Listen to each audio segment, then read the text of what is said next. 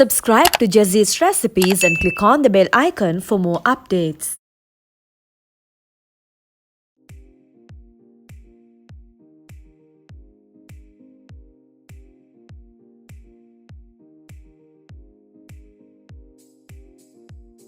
Hi everyone, நான் Jesla Ismath. Welcome to Jesi's recipes.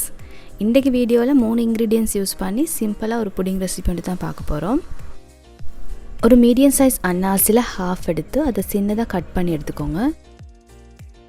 சின்னதாக cut பண்ணி எடுத்த அன்னாசி பீசஸ் எல்லாம் ஒரு சின்ன பேன் ஒன்றில் போட்டு 2 டேபிள் ஸ்பூன் சீனி 1 டேபிள் ஸ்பூன் தண்ணி சேர்த்து 2 நிமிஷம் வேக வச்சிடுங்க.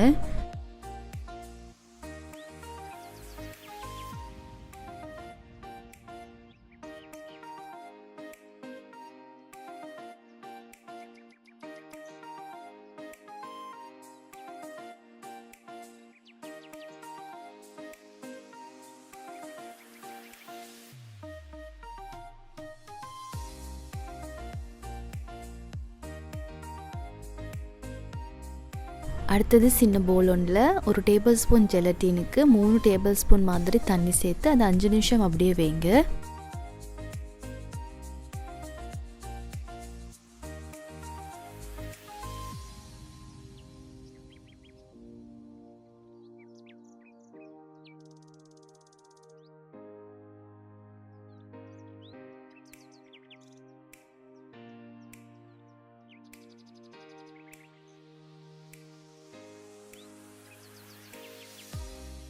அடுத்தது ஒரு பவுலில் 1 டின் கண்டென்ஸ் மில்க் ஊற்றிக்கோங்க. அதே டின்னை யூஸ் பண்ணி 2 டின் தண்ணி சேர்த்துக்கோங்க. நீங்கள் பெரிய கண்டென்ஸ் மில்க் டின் எடுத்தீங்கன்னா நீங்கள் முழு அன்னாசி காயையும் யூஸ் பண்ணுங்கள். நான் இன்றைக்கி சின்ன டின் எடுத்ததுனால அரைவாசி அன்னாசி தான் எடுத்துக்கிறேன்.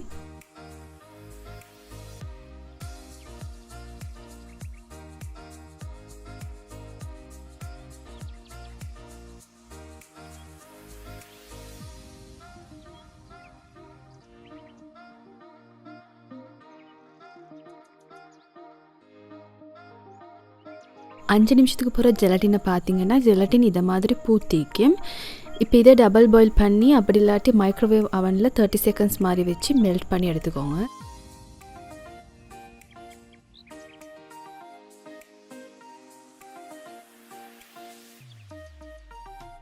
இப்போ இந்த மெல்ட் பண்ணி எடுத்த ஜெலட்டினை இந்த கண்டென்ஸ் மில்க் மிக்சரோடு சேர்த்து நல்லா மிக்ஸ் பண்ணிவிடுங்க.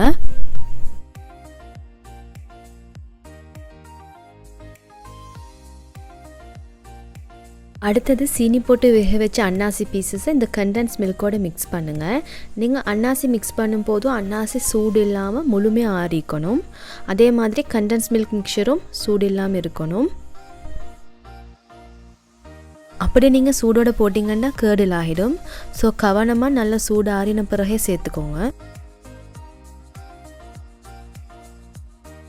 இப்போ நீங்கள் சர்விங் டிஷ்ஷனில் ஊற்றி செட்டாக ஃப்ரிட்ஜில் வச்சிடுங்க.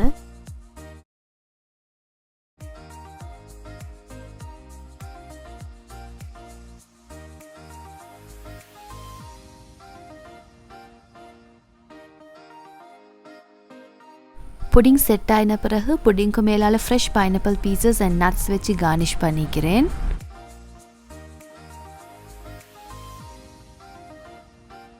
இந்த ரெசிபியை நீங்களும் ட்ரை பண்ணி பார்த்துட்டு எப்படி வந்துச்சுன்னு எனக்கு ஃபீட்பேக் சொல்லுங்கள். இந்த வீடியோ உங்களுக்கு பிடிச்சிருந்த வீடியோ லைக் பண்ணிட்டு மறக்காமல் சேனலையும் சப்ஸ்கிரைப் பண்ணுங்கள்.